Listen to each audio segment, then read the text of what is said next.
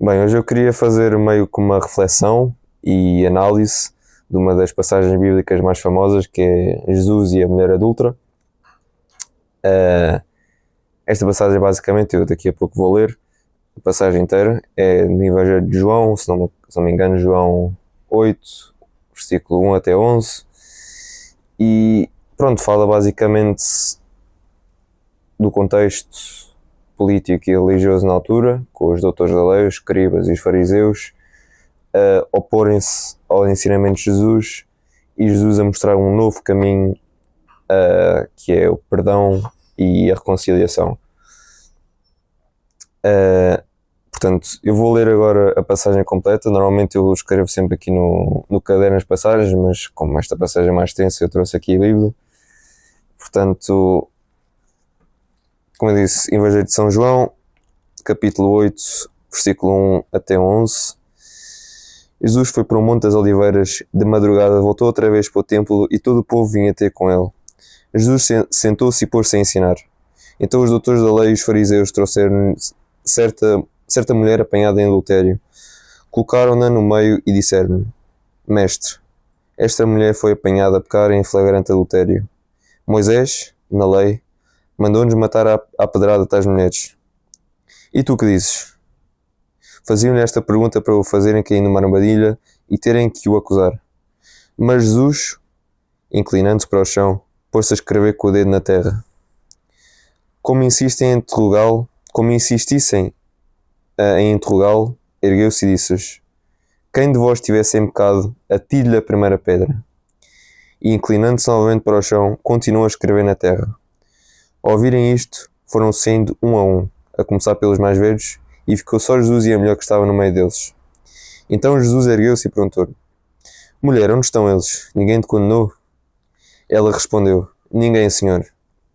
Disse-lhe Jesus: Também eu não te condeno. Vai e de agora em diante não tornes a pecar.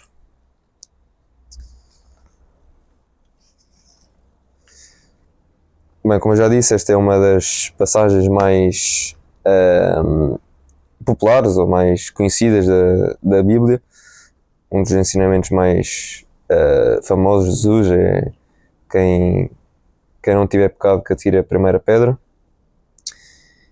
Eu queria primeiro realçar, primeiro de tudo, a hipocrisia e o moralismo dos escribas e dos fariseus, que, pronto, estes eram os doutores da lei, os que estudavam a lei, passavam o dia todo a estudar a lei e supostamente eram os mais sábios, os mais conhecedores, eram as pessoas em quem supostamente nós tínhamos de recorrer para tratar da nossa alma, pronto. E a verdade é que a maior parte deles, por terem certos vestimentos, por terem certos lugares na sinagoga, pronto, enchiam-se de moralismos e de arrogância moral, que essa é uma das coisas que Jesus mais odiava, que odiava e odeia, pronto, que é o moralismo e, como eu já disse também, a arrogância moral e o achar que só porque alguém é judeu, só porque alguém tem certos vestimentos, só porque alguém é rabino, tem o poder e a autoridade de julgar os outros e de se pôr em si num lugar mais alto que as outras pessoas. E isto é algo que eu já falei antes num vídeo, que Jesus condenou sim muitas pessoas, que nós hoje em dia nós temos uma visão de Jesus que era este homem pacífico e passivo, que não falava mal de ninguém, quando não, Jesus condenou a hipocrisia dos fariseus, dos escribas, chamou-lhes, pronto, de hipócritas, e que usavam os ensinamentos e a lei como forma de justificarem as suas próprias estilos de vida, pronto. E isto é algo que hoje em dia podemos tirar, que é só porque alguém é padre, só porque alguém tem algum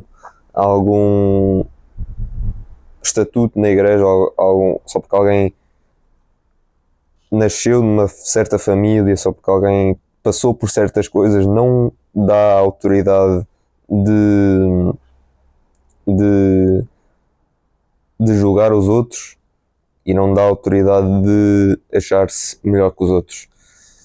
Isto é algo que Jesus veio mesmo reformar, porque antes o que se pensava que era, ok, sou judeu e pronto, já estou salvo. Quando não basta ser judeu, não basta ser nascer de certa forma, não basta ter um estatuto, tem de se ter fé. Tem de se ter fé e ter obras que exprimem essa fé.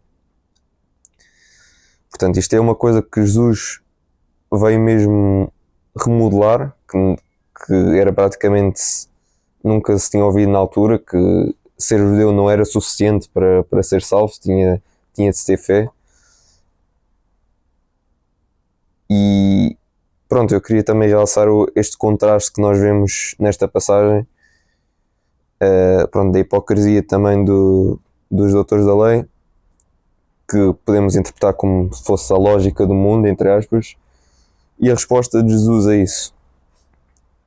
Portanto, o nosso mundo ensina-nos que para sermos aceitos, para sermos validados, nós temos de ser perfeitos e nós temos de encaixar-nos em certas normas sociais para sermos aceitos na sociedade.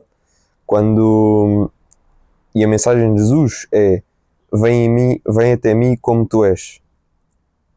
Portanto, Jesus aceita todos da forma como eles são, desde que tenham um coração de arrependimento e um coração que deseja se reconciliar com ele. Portanto, em plena... É como se fosse tipo uma contracultura. Eu já tinha falado disto em vídeos anteriores, que a igreja no nosso mundo é como se fosse tipo a perfeita contracultura, porque o nosso mundo espalha o hedonismo, espalha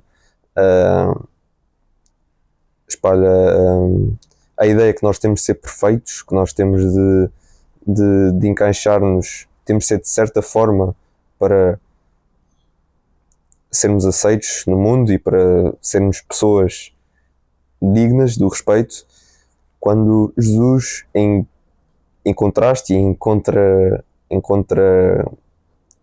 esqueci-me agora da palavra, em contrariedade, não sei se a palavra existe, mas pronto, diz-nos que não, que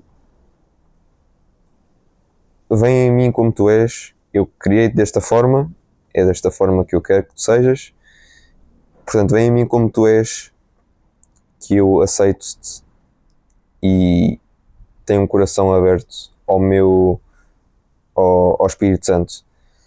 Portanto, esta mensagem é muito bonita, sim, mas não iria significar nada se não fosse a última frase que Jesus disse à mulher, que é: vai e não tornes a pecar. Nada do que eu acabei de dizer de Jesus aceita-nos como nós somos e não importa os nossos pecados, Jesus vai sempre nos perdoar. Nada disso iria importar ou iria ter grande significado se nós depois de Jesus nos aceitar com as nossas faltas, continuarmos as nossas faltas. O que eu quero dizer é: Jesus aceita-nos, é como o Papa Francisco dizia, Jesus aceita todos, e todos são bem-vindos à igreja, mas esses todos têm de ser submissos às leis da igreja e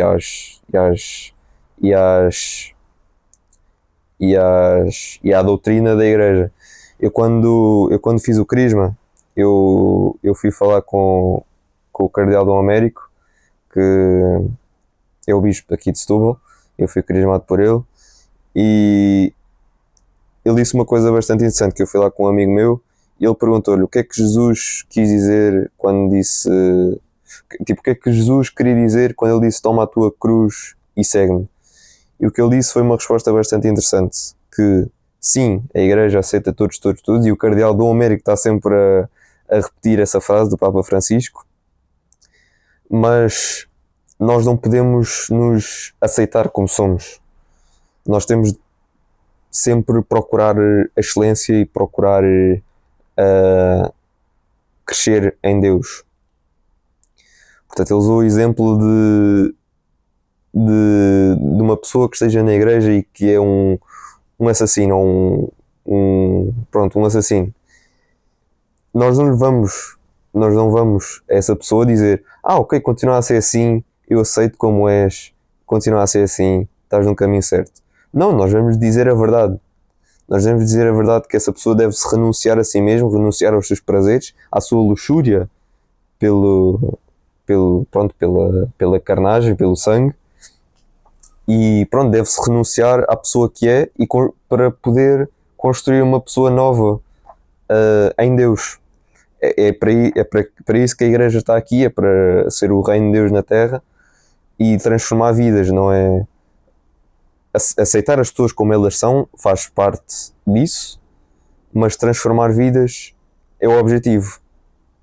Portanto, ter muita atenção com os nossos pecados, arrepender-nos dos nossos pecados e procurar sempre a reconciliação, o sacramento da reconciliação dentro da Igreja Católica, que é a Igreja estabelecida por Nosso Senhor. E só mais um realce aqui, antes do vídeo acabar. Se eu não me engano, Jesus começou a escrever quando lhe apresentaram a mulher adúltera, quando os doutores da lei, os escribas e os fariseus apresentaram-lhe a mulher adúltera, diz que o Jesus começou a escrever no chão. Ninguém sabe o que é que ele escreveu no chão, mas sabemos que os doutores da lei, começando pelos mais velhos, começaram-se a ir embora, começaram-se a fugir dali. E uma coisa que o padre da minha paróquia diz sobre isso é que ele começou a escrever os pecados dos fariseus. Começou a escrever os pecados dos fariseus começando pelos mais velhos. Por isso é que os mais velhos começaram a sair, porque tinham medo de enfrentar-se com a realidade, pronto, dos seus pecados. E é muito interessante, porque ele diz que se calhar não foram os homens mais velhos de idade, mas os homens mais velhos de espírito. Porque alguém que continua-se a converter todos os dias, independentemente da idade, sempre será um homem novo. Portanto, pode ser um homem com 1000 anos, com 100 anos, pronto.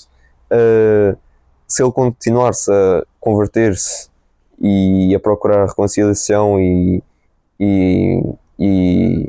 a tomar atenção aos seus pecados, continuar sempre a ser um homem novo, porque o seu espírito está renovado. Portanto, se calhar foram os homens com o espírito mais velho que não se arrependiam há bastante tempo, que começaram a sair mais primeiro, e não os homens mais velhos de idade. Mas pronto, são teorias, ninguém sabe realmente o que é que Jesus escreveu no chão para os fariseus começarem a sair, ninguém sabe. São mistérios que provavelmente nunca vão ser desvendados, mas é praticamente isso. E pronto, em conclusão, Jesus e a mulher adúltera é uma das passagens mais bonitas do Evangelho, na minha opinião, porque expressa exatamente porque é que Jesus veio para aceitar e para curar os pecadores, mas não só para aceitar, também para eles sofrerem, e para não sofrerem por causa dos seus pecados, mas sofrerem para se tornarem pessoas melhores e sofrerem com um sorriso na cara, tal como os apóstolos depois, infelizmente quase todos, foram martirizados pela sua fé, porque só alguém que reza com a vida e reza ao ser mártir realmente entende